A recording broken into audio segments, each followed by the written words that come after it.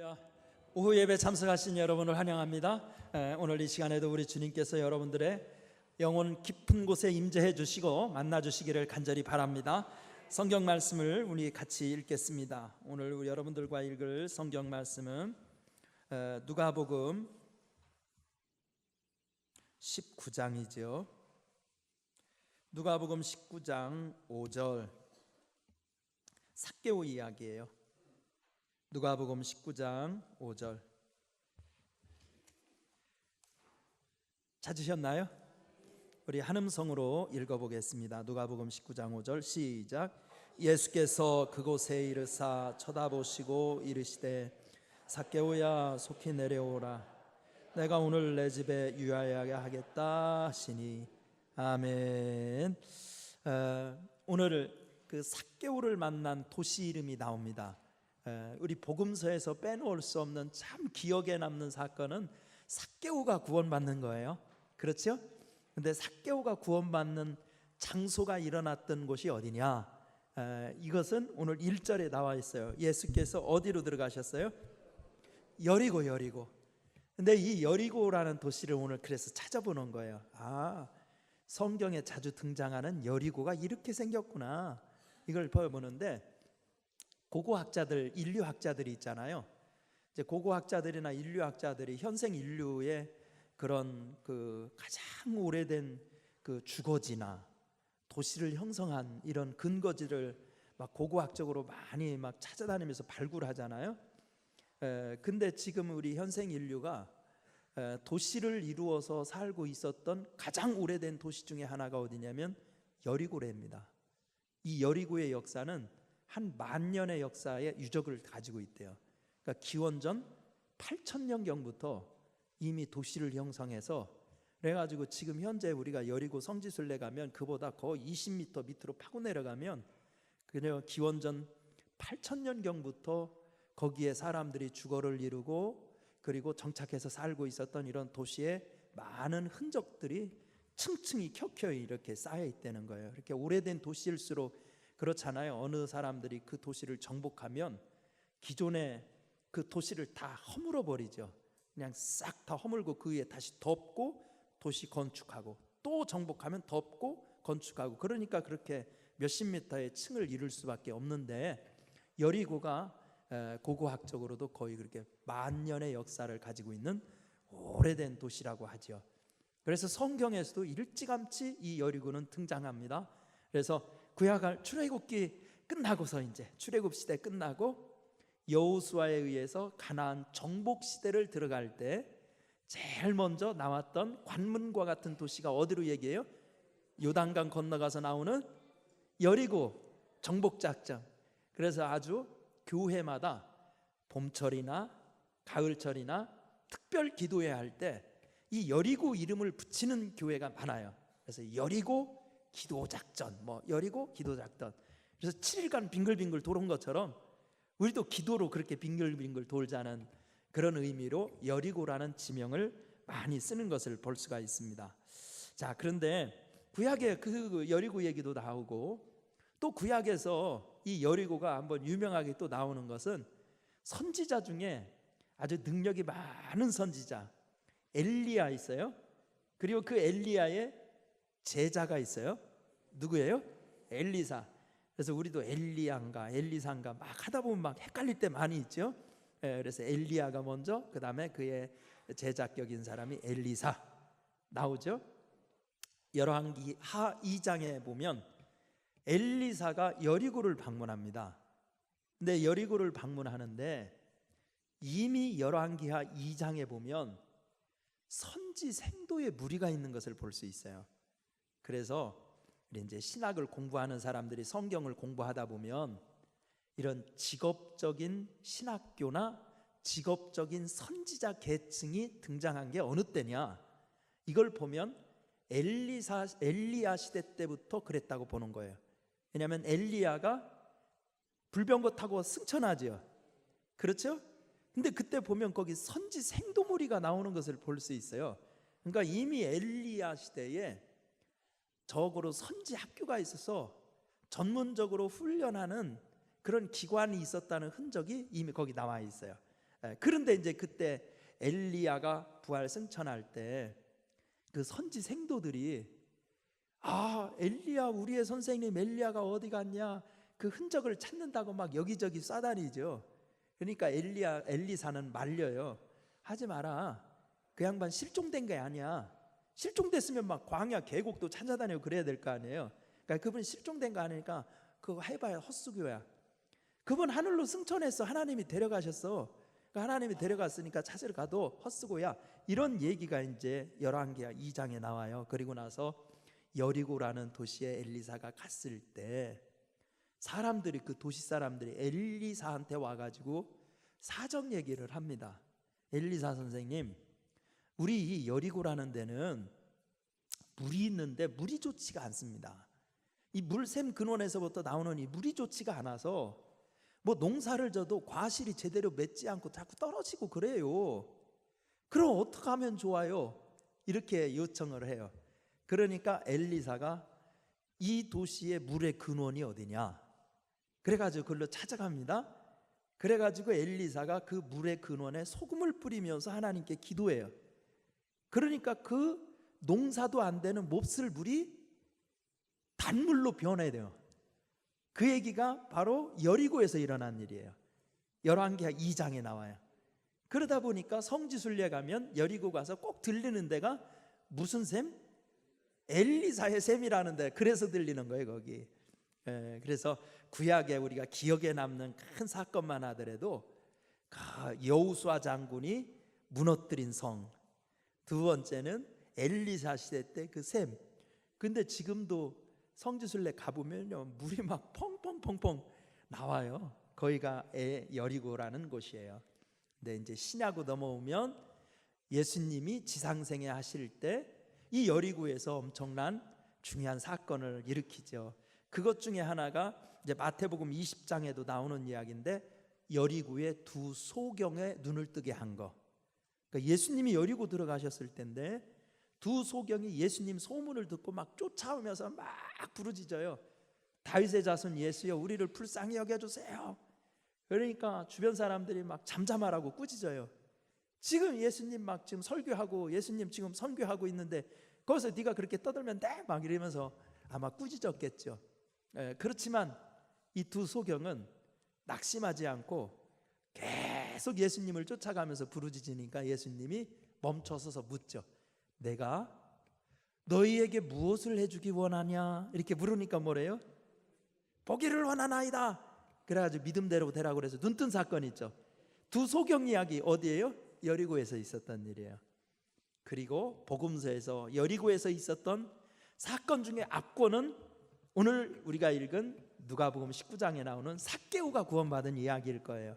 자, 그러면 이 여리고가 어떻게 생겼는지 한번 사진으로 좀 보셔요. 그래서 성지순례 가서 우리가 찍은 사진도 있고, 그리고 가보면 지금 삭개오의 뽕나무라는 그 나무도 있어요. 그런 여러 곳을 본 것을 한번 좀 여러분들과 같이 살펴보겠습니다.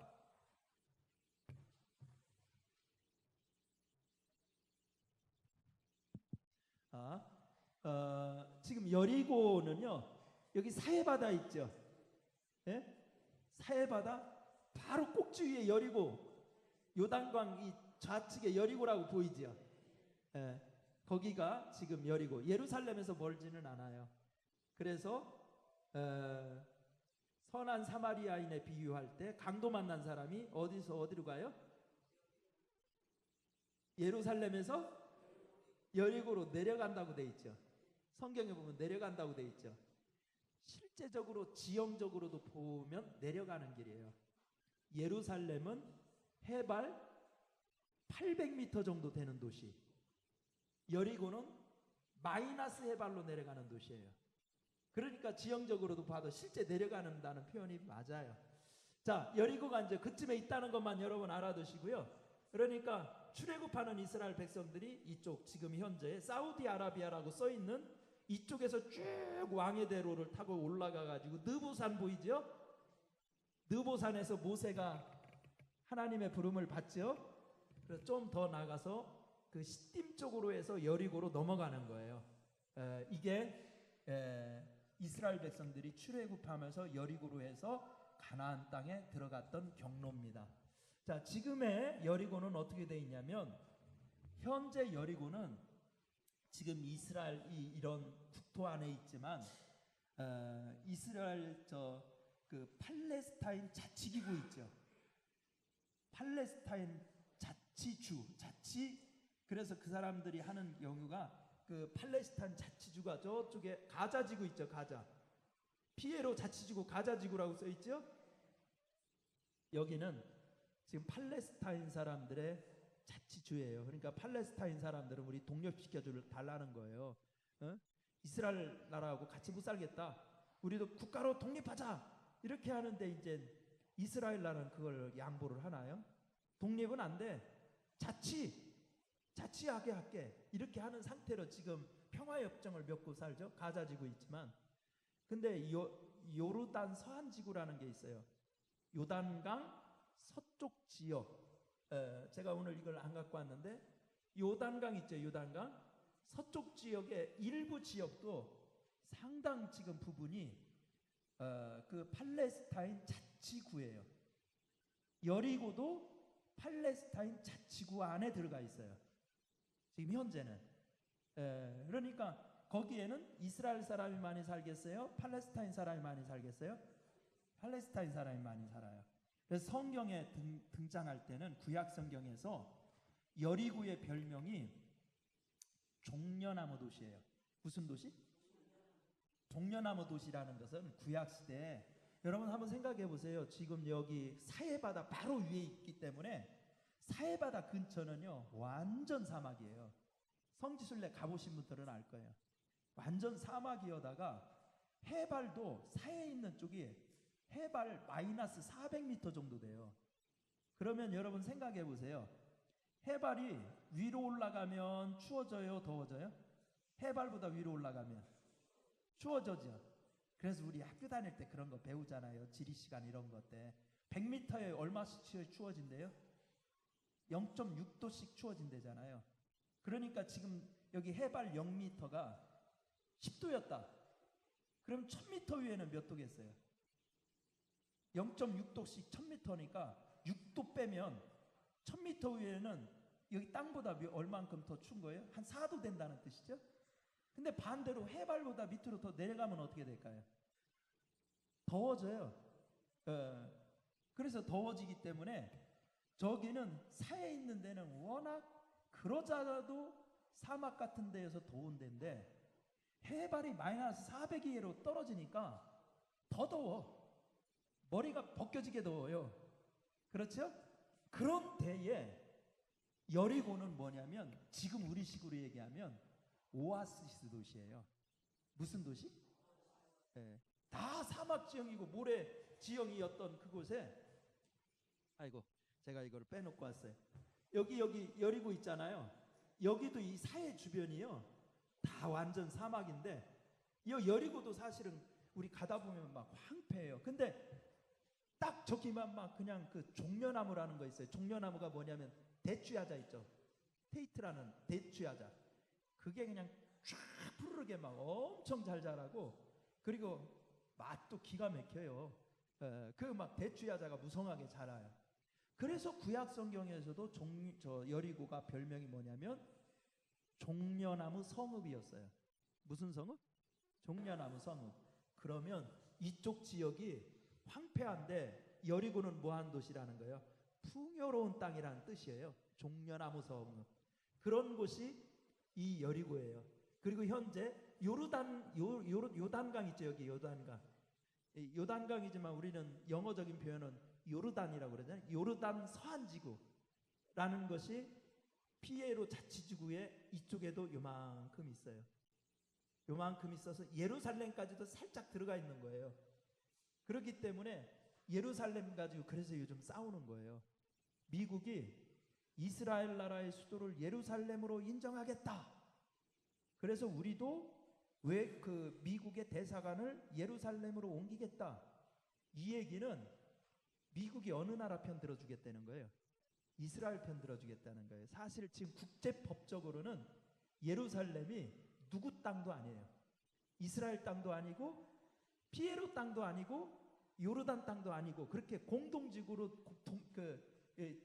사실 둔 건데 실제적으로 이스라엘이 지배하고 있지만 그래서 그 여기를 이 예루살렘을 수도로 인정한다는 것은 그런 뜻이 있기 때문에 막 아랍국들에서는 막 발끈하고 들고 일어나고 있는 거예요. 특히 이슬람을 믿는 그런 종파에서는 야 같은 기독교 국가들끼리 다 해먹으려고 그러는구나 막 이러면서 더 미워하게 되는 이유가 그런 이유들입니다.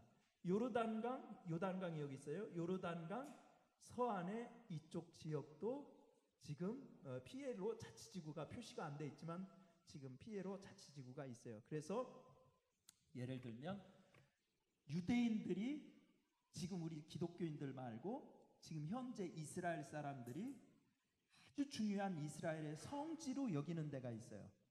성지로 여기는 데가 어디냐면 아브라함이 묻혀 있는 곳은 성지일까 아닐까요? 이스라엘 사람들은 자기의 조상이 있는 거야. 아브라함이 묻혀 있고 사라가 묻혀 있고 이삭이 묻혀 있고 요셉도 나중에 해골바가지 갖고 와서 거기다 묻어요. 어딜까요? 헤브론이에요. 헤브론은 이스라엘 나라가 아주 중요하게 생각하는 데가 저기예요. 그리고 나중에 다윗이 왕 되고 그럴 때 유다 지파에 본거지가 있었던 데도 어디예요? 헤브론이에요. 그래서 원래 다윗의 무덤은 헤브론에 있었어요. 지금 예루살렘에 가면 예루살렘에 다윗의 묘라고 우리 들어가거든요. 그건 진짜일까 가짜일까? 성경으로 보면 예루살렘에 안 묻힌 걸로 돼 있어요. 헤브론에 묻힌 걸로 돼 있어요. 그러니까 그건 10중 8구 가짜예요. 그거는. 그래서 그런 성지이기 때문에 유대인들은 헤브론 무지무지하게 중요하게 하지만은 현재는 요르단 서안지구에 들어가 있어. 거기가 그러니까 피에로 자치지구예요. 그러니까 우리들도 들어가기가 쉽지가 않대요. 유대인 들어오면 막 돌 던지고 이 팔레스타인 사람들이 돌 던지고 적이잖아 그들은. 성경의 블레셋 사람들 막 돌 던지고요. 우리 기독교인들이나 이런 사람도 성지순례 하기 위해서 버스 타고 들어가면 돌 던지는 경우도 가끔 있대요. 그래서 잘 안 넣어요 코스에. 그래서 저도 아직은 못 들어가 봤어요. 헤브론이라는 데를. 여기가 요르단 서안지구. 오늘은 아무튼 이 여리고예요. 여리고. 복음서에서 나오는 도시 여리고가 어떻게 생겼는지 한 번쯤은 제가 여러분 설명하면서 보여드린 적도 있지만 다시 복습하는 의미로 지금 현재 여리고라는 도시의 모습이 이랬습니다 하는 걸 사진으로 좀 보여드릴게요. 보여주세요. 이거는 이제 항공사진을 찍은 거죠. 항공사진 찍어가지고 이제 이런 데가 막 이렇게 농사 짓는 게 보이잖아요. 여리고 지역. 사해 여기 보이죠. 바다. 여기 이만큼 보이죠. 끝한 게 이쪽이 이만큼이 사해 바다 끝틀이 조금 보이는 거예요. 그러니까 여기 보세요. 황량하죠? 황량한데 여기만 푸르죠? 오아시스라 그래요. 그러니까 물이 사막 지역에도 물이 되는 데는 농사가 돼요. 그렇죠? 여리고가 그런 지역, 우리식으로 얘기하면 오아시스 지역이기 때문에 기원 전부터 날씨 따뜻하고 물 있고 그러니까 옛날 1000년 전부터 사람이 주거하기는 저기 난방도 필요 없고 그러니까 저런 데부터 도시가 발생하게 된 거죠. 자, 그 다음 여리고 보여드렸는데 지금 이제 여리고 가다 보면 이렇게 막 하우스 농사하고 이런 데도 많이 있어요. 보여주세요. 그래서 이게 여리고 도시 전경입니다. 여리고 도시 쭉쭉 보여주세요. 이거는 이제 이건 제가 찍은 사진 같아요. 여리고 시내 들어서 가지고 내가 찍은 사진은요 수천 장 찍었어도 다 기억이 나요. 근데 이건 제가 찍은 사진 같아. 이건 성지순례 가가지고 그 여리고 유적지 보면서 거리 풍경을 찍은 건데 잘 사는 것 같아요? 못 사는 것 같아요? 아까 저기 거리 보니까 잘 사는 것 같아요? 난리도 아니죠? 그럴 수밖에 없어요. 지금 피에로 자치지구, 팔레스타인 자치지구 안에는요, 사실 국제 여론에 물려서 이스라엘이 그래 니들 자치해라 이렇게 하고 우리 싸우지 말자, 서로 박격포 쏘지 말고 미사일 쏘지 말고 테러하지 말고 그냥 이제는 싸우지 말고 그냥 그대로 자치 인정하면서 살자, 평화협정을 맺었어요. 맺기는 했지만 심정적으로는 이스라엘이 그렇게 곱게 봐줄까요? 안 봐줄까요? 눈에 가시니까 이놈 새끼들 맛봐라 그러고 나서 우리가 저기 성지순례 옛날에 들어갔을 때는요 다 우리 저기 우리 휴전선 그 철책 해놓은 것처럼 철책으로 다 가둬놨더라고요. 그래서 우리 성지순례 들어가는 사람들도 막 삼엄한 경비 그거 해가지고 철책 들고 들어가게, 관문 몇 개 들고 들어가게 하더라고요. 그러면 거기 안에서 사는 사람들은 얼마나 부대끼겠어. 피에로 사람들이 밖에 나와가지고 어디 가서 말이지 이스라엘 땅에 뭐 살아간다든지 아니면 이집트나 이런 데 취업하러 간다면 외국 가는 것처럼 힘든 거예요. 저 사람들은.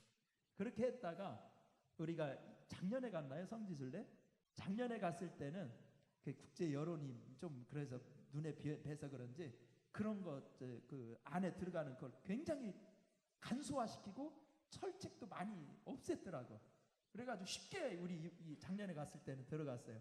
거리 꼴을 보면은 얼마나, 왜냐하면 실제적으로 이스라엘이 자치권을 줬지만 경제적으로는 봉쇄한 거나 마찬가지예요. 그러니까 엄청 어렵게 살아요. 피에로 사람들이. 자, 거리 풍경이 이래요. 쭉쭉 넘겨주세요. 그래서 구약의 그 풍요롭던 도시가 현재는 이런데 과일은 엄청나게 많습니다. 그리고 그런 햇볕 따가운 데서 과일은 맛있을까요? 맛없을까요? 엄청 달죠. 기절할 정도 답니다. 그게 이게 뭐냐면 그 삭개우 뽕나무 얘기. 그러니까 우리는 뽕나무 그렇게 들었지만 우리 새로 번역된 이 성경에는 뽕나무로 안 나오고 뭘로 나와요? 돌무화과 나오죠. 뭐라고요? 돌무화과 나무가 원래래요. 근데 우리 옛날 성경이 번역을 뽕나무로 번역을 한 거예요. 그래가지고 여기 이제 거기에 보면 이런 벽화도 모자이크도 있고 그런데요. 우리 교인들하고 가가지고 여기 엄청 큰데 이게 수령이 삭개오 시대 거는 아니래요. 그래서 이 식물학자들이 나이를 해보니까 추정해보니까 한 1000년 정도 된 나무래요. 1000년이라도 나이 엄청 많이 먹었죠? 그렇죠?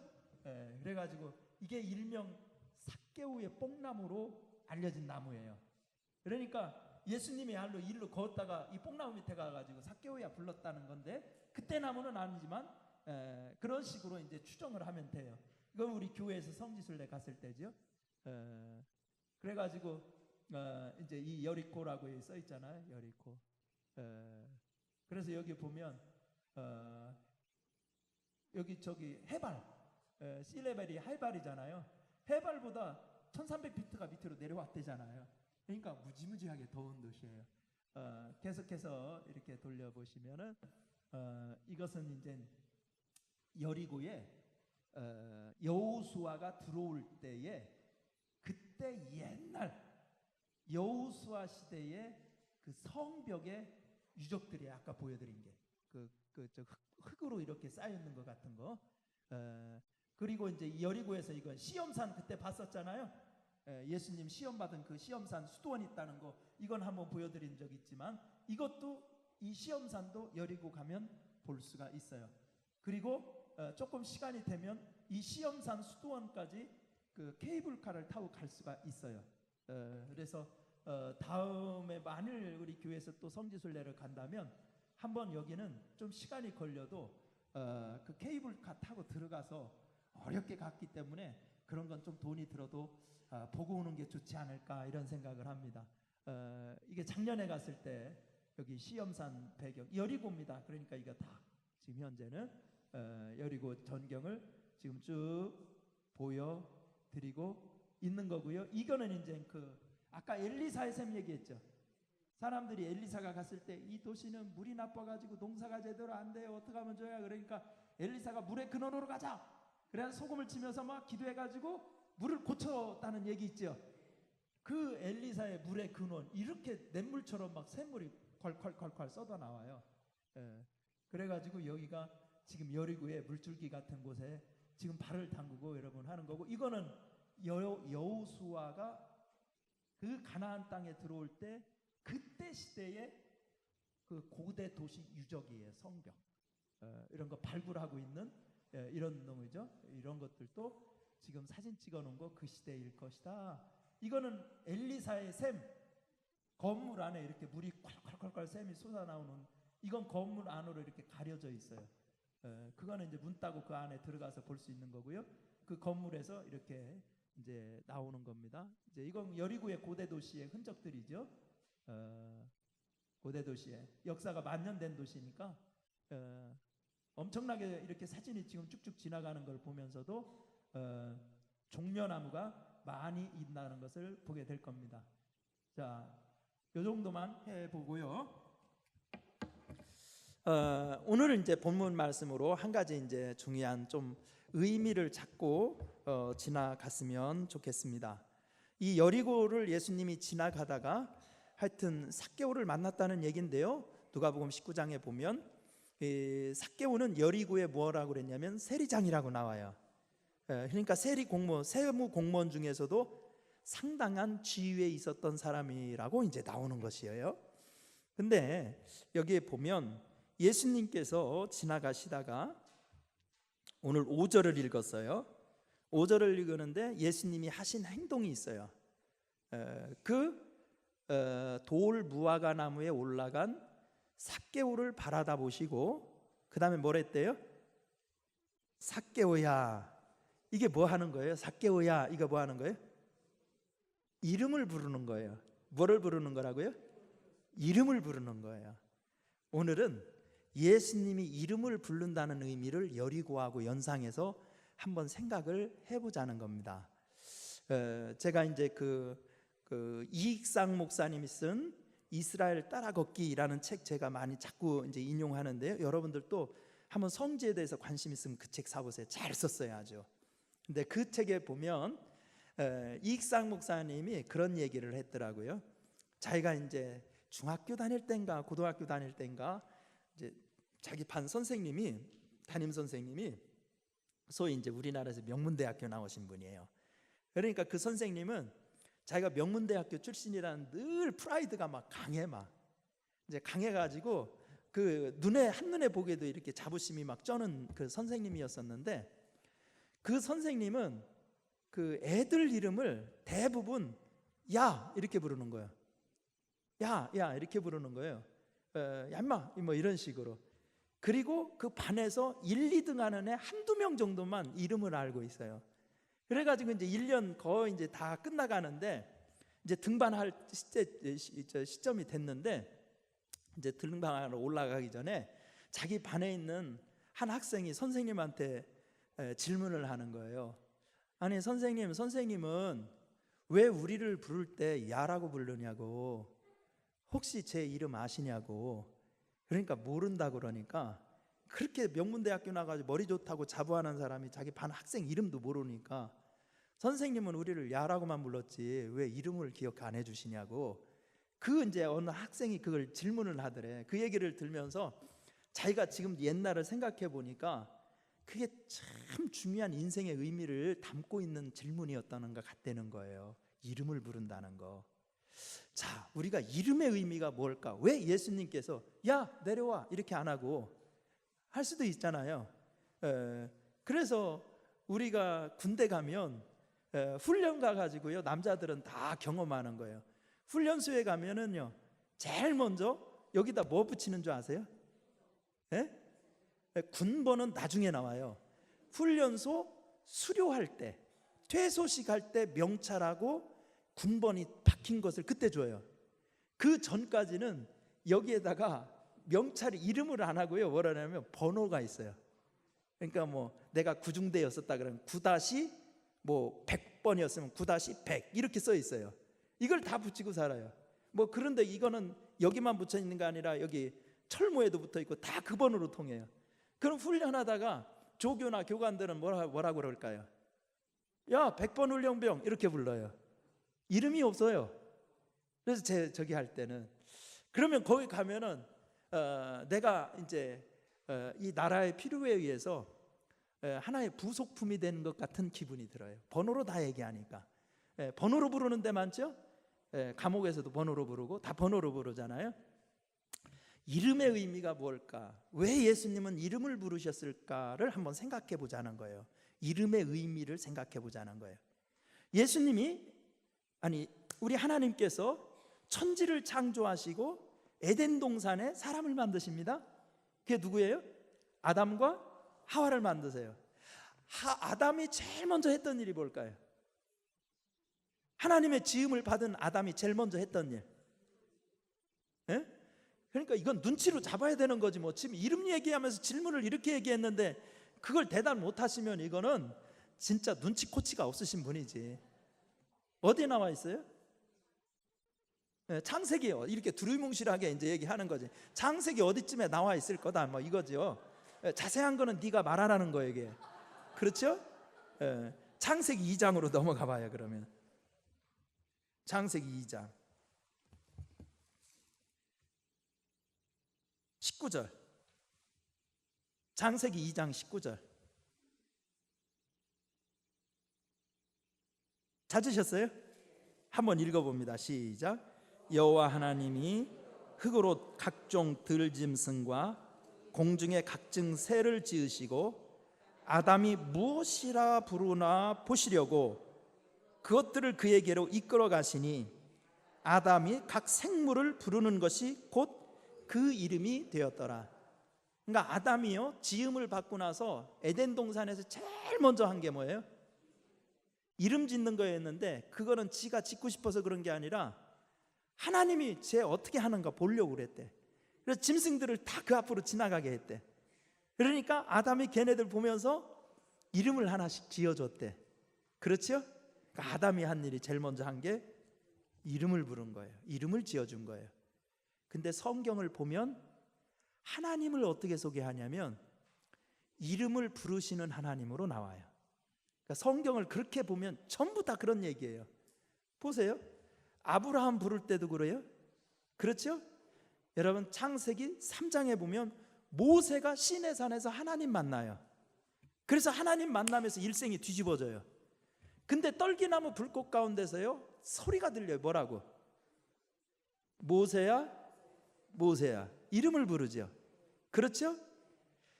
정말 사기꾼 같은 야곱이 변해요. 창세기 32장에 보면 야복강가에서 밤새워서 씨름하다 죽기 살기로 기도하잖아요. 그렇죠? 기도의 응답받기 진짜 클라이막스로 들어갔을 때 이제 진짜 기도가 깊어져 가지고 하나님이 이제 해답을 주려고 할 때, 응답을 주시려고 할 때 하나님이 야곱한테 질문을 해요. 뭐라고 질문해요? 네 이름이 뭐냐? 이렇게 물어요. 그렇죠? 나 누구예요? 그러니까 너 앞으로 그렇게 얘기하지 말고 네 이름을 뭐로 하래? 이스라엘이라 하잖아요. 계속 보면 다 이름으로 불러요. 아무개야 아무개야 이름을 불러요. 예수님도 이름을 부르셨어요. 삭개오한테. 그렇다면 이름을 부르는 의미가 무엇일까라는 거예요. 이름을 부를 때 그것은 아주 중요한 신앙적인 의미가 있어요. 예수님이 삭개오의 이름을 부른다는 뜻은 삭개오는 나무에 왜 올라갔을까요? 예수님 보려고도 맞아요. 근데 그거보다 뽕나무에 올라간 더 직접적인 이유가 있어요. 여러분 예수님을 보려면 뽕나무만 올라가야 되나요? 사람 등 타면 안 되나요? 아니 사람 등 타면 되잖아요. 나 키가 작아서 그런데 야 나 좀 목등 좀 태워줘 하고 보면 안 돼요? 볼 수도 있죠. 그렇게도. 그러니까 예수님을 보는 방법은 꼭 나무만 올라가야 되는 건 아니에요. 사다리 올라가도 되고 뭐 해도 되고 다 되는 거예요. 근데 왜 삭개오는 예수님을 보기 위해서 사람 무등을 타고 올라가거나 사다리를 타고 올라가거나 밑에 돌멩이를 받쳐놓거나 그렇게 하지 않고 뽕나무 왜 올라갔을까? 네? 그래도 목사하고 사는 사람이 조금 더 나아. 신학자들이 그렇게 재밌게 해석을 해요. 진짜 조금 자기의 적응키를 높이는 방법은 많다는 거예요. 하여튼 사다리든 뭐든 키높이를 신든 뭐를 하든 높일 수 있는 방법은 많죠. 그런데도 뽕나무가 아니죠. 돌 무화과 나무 올라갈 때는 그때는 나무에 올라간 사람은요 삭개오만 있었던 건 아니에요. 그 시절에는 그 계절에는 나무 올라가는 사람이 많대요. 뭐 하려고 그러냐면 저기도 푸르른 지역이니까 양 기르고 염소 그리고 하는 사람 많을 거 아니에요. 그 사람들이 이파리 따서 주려고 나무 올라간 사람이 많대요. 그런데 삭개오가 거기 올라간 것은 거기 올라가면 자기를 가릴 수 있는 거야. 뭐 할 수 있다? 자기를. 그러니까 삭개오는 여리고에서 지위가 높은 사람이에요. 키는 작지만 돈도 많고. 근데 예수님을 보고 싶은데 공개적으로 자기의 모든 치부를 드러내기는 싫은 거예요. 그래서 그런 방법이 제일 좋은 건 뭐예요? 나뭇가지에 이파리에 싹 무성하잖아요. 무화과 나무 이파리가. 그 가지에 숨어서 이렇게 보는 거예요. 근데 예수님이 이름을 칵 불러버린 거예요. 그 얘기는 뭐냐면 이름을 부른다는 뜻은 내가 너를 뭐 한다? 안다는 표시예요. 그렇죠? 예, 이름을 불러주는 건 그렇게 하잖아요. 친밀감의 표시를 그렇게 하잖아요. 몇 번 야 이렇게 부르는 것보다 아무개야 이렇게 하는 거는 자기가 마음을 열고 정말 너와 소통할 수 있을 정도로 내가 너를 안다고 할 때 그렇게 이름을 다정하게 불러주는 거잖아요. 그렇죠? 내가 너를 뭐 한다? 안다. 중요한 거예요. 우리는 신앙생활 할 때 왜 힘드냐면 내 사정은 아무도 몰라준다. 이것 때문에 답답한 거예요. 그렇죠? 이놈의 내 답답한 사정을 누군가 알아주고 누군가 공감이라도 좀 해줬으면 내가 조금이라도 어떻게 해달라는 건 아니야. 좀 내가 이렇게 부대끼다는 것만이라도 알아주는 사람이 있어서 너 얼마나 힘드냐, 이렇게 공감해주는 사람만 있어도 힘이 나겠는데 그런 사람이 없을 때 사람이 답답하고 죽는 거 아니에요. 그게 힘든 게 아니겠어요? 삭개오야 부른다는 이름을 부른다는 의미는 안다는 거예요. 삭개오야, 너 지금까지 살면서 키 작다고 직업이 세리라고 별소리 다 들었지. 사람한테 나타나고는 싶고 내 앞에 오고는 싶은데 사람들 좀 체면이 있어서 또 드러내기는 싫고 보고는 싶은데 안 들키면서 볼 수 있는 거 나뭇가지 숨어서 너 그러는 거 다 안다는 거예요. 다 안다. 이름을 부른다는 것은 너의 사정도 알고 너의 형편도 알고 내가 너는 세상 사람 다 너는 그냥 남으로 알고 있을지 모르지만 진짜 친밀한 사람으로 내가 안다는 뜻으로 이름을 불러주는 거예요. 그렇죠? 그래서 삭개오 이름 부른다는 이 의미를 보면서 이게 나의 이름을 부른다고 적용할 수 있어야 돼요. 그래서 오늘 우리 교회에 와서도 내 문제 그냥 누구한테도 말 못하고 그냥 속만 끓이고 있는 분들은 이 말씀을 잘 들으셔야 돼요. 예수님은 삭개오야 라는 것은 아무개 성도야, 아무개 집사야, 아무개 권사야. 너 그 문제 식구하게 얘기하기도 힘들고 친구들한테 얘기하기도 남사스럽고 그러나 그 생각만 하면 너는 가슴에서 불 나가지고 늘 열받고 너 그런 거 있지? 내가 그거 다 알아. 너를 알아. 그러니까 걱정하지 마 라는 의미가 숨어 있는 게 이름을 부른다는 뜻이에요. 그리고 하나 더, 이름을 부른다는 것은요, 우리가 세상에서 인정받지 못해서 대부분 좌절을 하거나 스트레스를 받거나 분노가 치밀기도 해요. 그래서 제가 메슬로라는 교육학자 얘기도 했지만 사람의 욕구가 여러 가지가 있대잖아요. 그 많은 욕구들 중에서 인정받고 싶은 욕구가 잘 성취돼야 사람은 행복하고 그리고 건강한 자아상이 형성이 된다는 거 아니에요? 인정받고 싶은 욕구. 그렇죠? 인정받으면은요 어려운 일도 힘들지가 않더라고요. 그렇죠? 막 죽으라고 일했는데 막 칭찬하면 하면은요 일한 게 피곤한 줄을 몰라. 죽으라고 일을 했는데 그따위로 일했냐? 그러면 어떻게 돼요? 막 열이 막 뻗쳐 오르면서 막 피곤한 게 2배, 3배 되지요.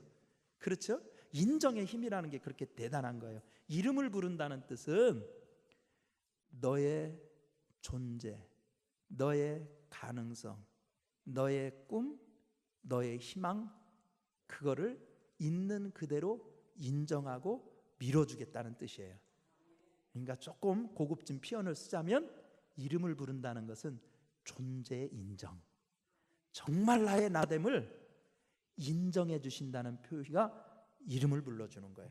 삭개오야 불렀다는 것은 주님이 내 속에 있는 열망, 내 속에 있는 가능성, 내 속에 있는 꿈 인정해 주신다는 거예요. 그래서 여러분들하고요 한번 오늘 그 뜻이 무엇인지를 좀 더 공감하려면, 제가 2주 전인가 설교할 때 이 시 1부 예배 때는 했거든요. 2부 예배 때는 안 읽었는데 1부 예배 때 읽었던 시를 한번 같이 낭독해 보겠어요. 한국 사람 너무너무 잘하는 거예요. 김춘수 시인의 꽃이라는 거 있어요. 꽃. 그렇죠? 젊은 시절에 이거 인용하면서 연애 편지 한두 번 안 써보시면 참 그 가슴이 없는 분이지 진짜. 그렇죠? 이런 거 쓰면서 다 막 또 그냥 연애 편지 쓰고 그랬어야 이게 진짜 그런 건데, 한번 김춘수 시인의 일단 꽃을 같이 한번 낭독을 해보십시다. 멋떨어지게 낭독하세요. 감정을 넣으면서. 자, 김춘수 시인의 꽃 시작. 내가 그의 이름을 불러주기 전에는 그는 다만 하나의 몸짓에 지나지 않았다. 내가 그의 이름을 불러주었을 때 그는 나에게로 와서 꽃이 되었다. 내가 그의 이름을 불러준 것처럼 나의 이 빛깔과 향기에 알맞는 누가 나의 이름을 불러다오. 그에게로 가서 나도 그의 꽃이 되고 싶다. 이렇게 나오죠. 그 다음에 시작. 나는 그에게 되고 싶다. 네, 계속해서 읽어주세요. 시작. 우리들은 모두 무엇이 되고 싶다. 나는 너에게, 너는 나에게 잊혀지지 않는 하나의 눈짓이 되고 싶다. 이거 진짜 멋있죠. 이 가을에 이런 거 한 것만 하나쯤은 좀 읽어보고 지내야 이 마음이 삭막해지지 않잖아요. 그렇죠? 그래서 이런 거 하나 딱 적어가지고 오늘 저녁에 남편하고 싹 마주보면서 낭독해주면서, 그러면 옛날에 연애 감정도 나오고 이게 좀 건강해질 거 아닙니까? 그렇죠? 막 가가지고 왜 이거 안 해놨냐, 설거지 안 해놨냐, 왜 빨래 안 도와주냐, 맨날 만나면 그런 얘기만 하면 이거 삭막해서 어떻게 살아 이거? 에? 앞으로도 여러분들 막 기십년 막 또 그냥 가가지고 얼굴 맞대면서 살아야 되는데, 그냥 속 빠진 사람처럼, 넉나간 사람처럼, 우리 젊었을 때 그냥 연애 감정에 가슴이 벌렁벌렁 하던 것처럼 이런 것 좀 꺼내서 좀 이렇게 낭독하면서 좀 옛날 감정을 좀 추스르고 그러고 살아야 되는 거 아닌가요? 그렇죠? 이 시를 한번 잘 보세요. 이제 제목이 꽃이잖아요, 꽃. 근데 여기 꽃이라는 시를 잘 읽어보면 계속해서 반복해서 나오는 단어가 이름이 이름. 그렇죠? 이름의 의미가 뭘까 이거예요. 이름은 사람 얘기하는 거잖아요. 꽃은 사람 얘기하는 거죠. 근데 꽃을 보면서 사람들 다 그러잖아요. 꽃을 보면서 시비하는 사람 있어요? 야 꽃아, 너는 왜 색깔이 이러니? 이렇게 하는 사람이 있어요, 없어요? 야 꽃아, 너는 모양이 이렇게밖에 될 수 없었니? 이런 사람이 있어요, 없어요? 꽃은 보면서 그대로 인정하는 거예요. 색깔 어쩜 이렇게 예쁘지? 모양 어떻게 이렇게 기묘하게 생겼니? 있는 그대로 인정하잖아요. 그렇죠? 꽃은 뭐의 상징이냐면, 여기서도 얘기하잖아요. 나도 무엇이 되고 싶다. 내 이름 좀 불러달라. 사람을 의인화한 거죠.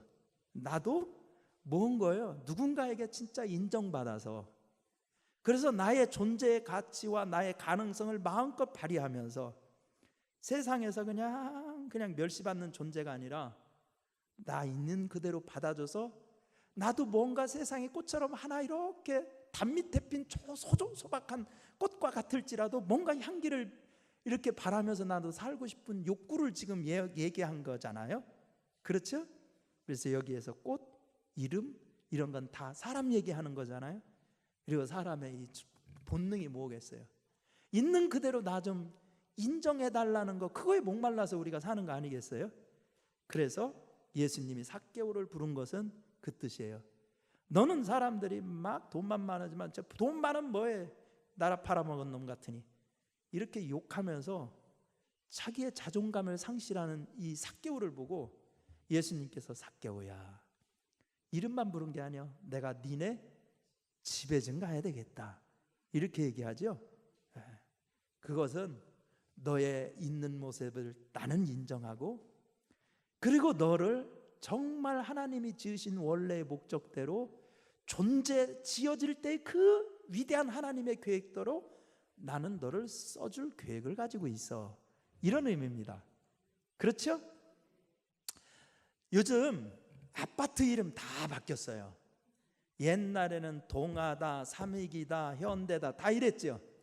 근데 요즘 그런 이름이 있어요 다? 외우기도 힘들어 죽겠어요. 그렇죠?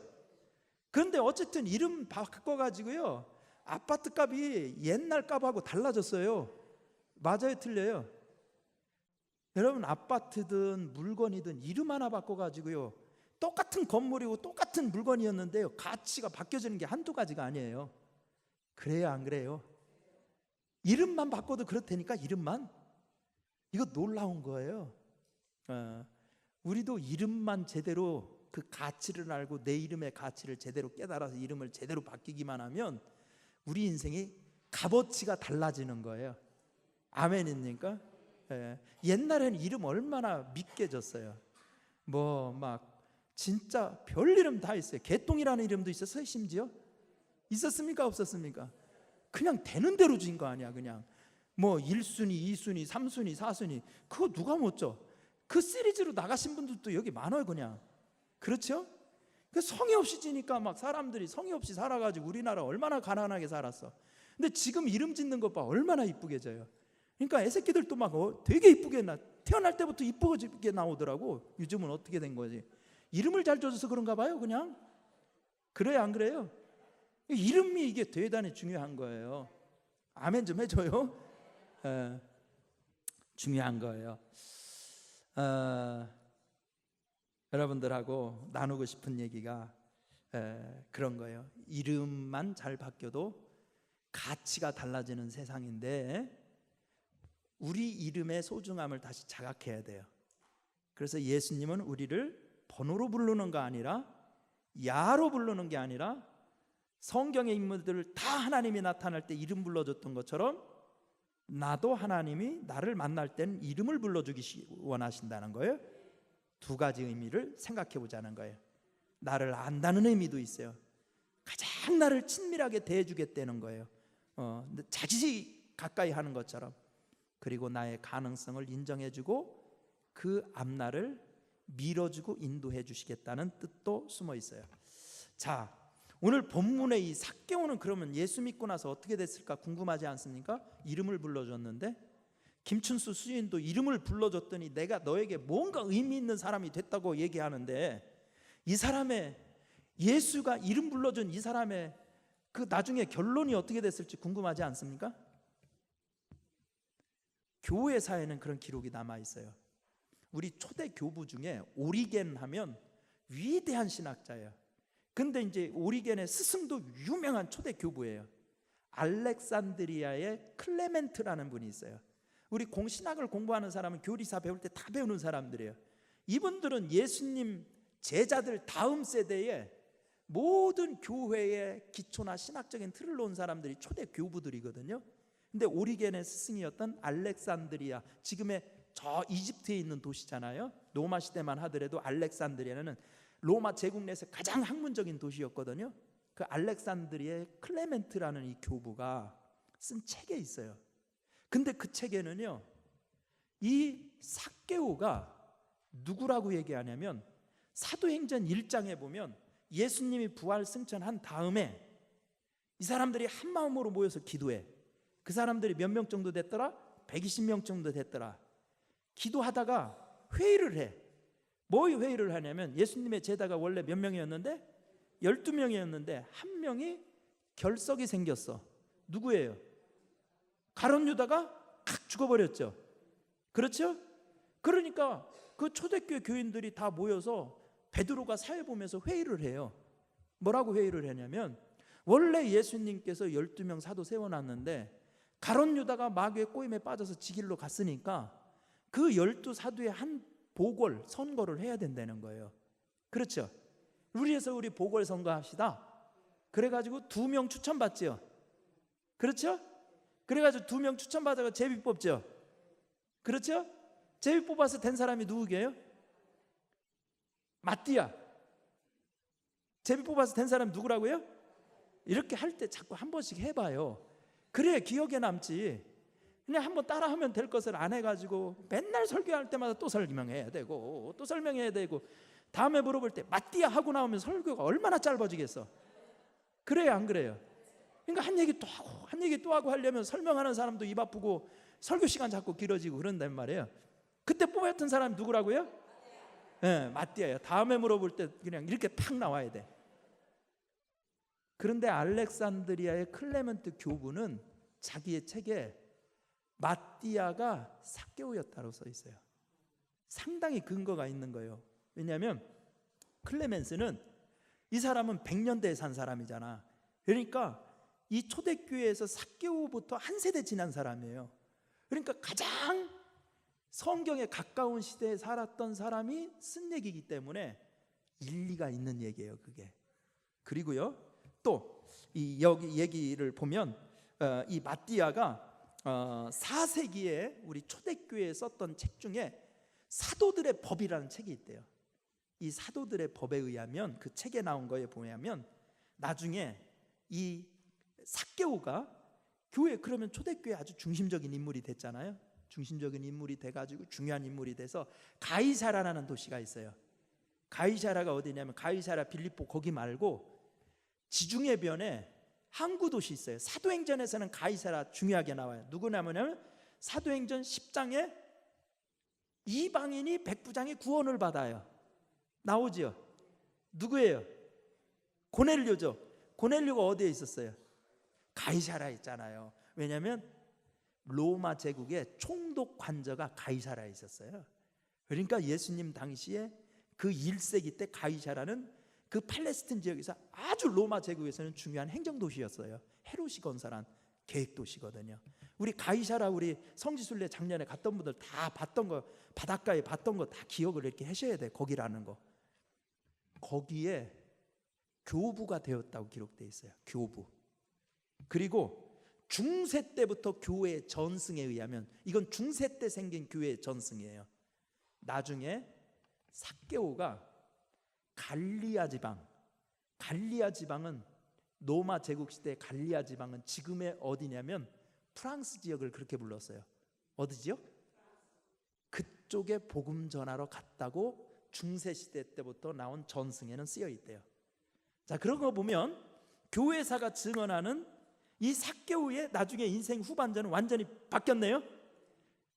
예수님 만나기 전엔 돈에 미쳐 살던 사람이었는데 예수님이 불러주는 이름을 딱 듣고 예수님을 위해서 의미 있는 무엇이 됐네요. 아무개 시인의 그 꽃이라는 시처럼 진짜 됐지요. 이름을 제대로 한번 불러준 거, 그 이름의 의미를 깨닫고 이 사람이 그 이름처럼 위대하게 살아갔다는 거예요. 여러분, 우리도 그렇게 사셔야 됩니다. 우리도 주님이 부르시는 음성을 꼭 들으셔서 우리도 또 삭개오 부르는 얘기, 여리고에서 벌어졌던 이 일을 통해서 우리도 주님을 위해서 위대하게 살아갈 수 있는 그런 축복이 있기를 간절히 바랍니다.